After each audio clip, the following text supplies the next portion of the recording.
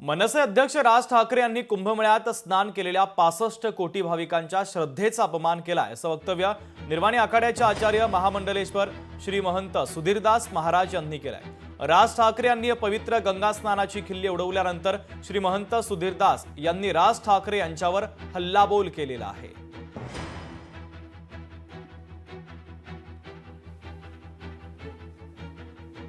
आताच कोरोना गेलाय, कोणाला त्याच्याशी काही देणं घेणं नाही। 2 वर्ष झाले तोंडाला फडकी बांधून फिरले आणि तिकडे जाऊन जाऊन आंघोळ करतायत। श्रद्धेला पण काय अर्थ आहे की नाही?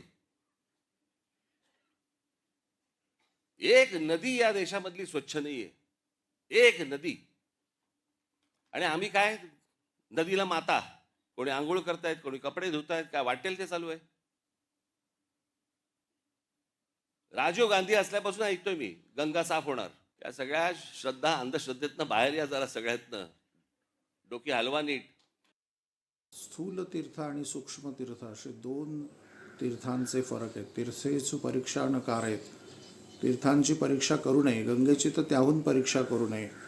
आणि बहुधा त्यांचे जे सहकारी कमंडलूमध्ये तीर्थ घेऊन त्यांच्याकडे किंवा पाणी घेऊन गेले होते, ती बहुधा चुकीची वेळ असेल, त्यामुळे त्यांनी गंगेचं पाणी नाकारलं असेल। मला असं वाटतं की धर्माच्या संदर्भामध्ये प्रत्येक वेळेला आपण हिंदू धर्मावरती वेडीवाकडी टीका करतो आणि आपण खूप पुरोगामी आहोत असं राज ठाकरेंना जर वाटत असेल तर ते देखील चुकीचं आहे।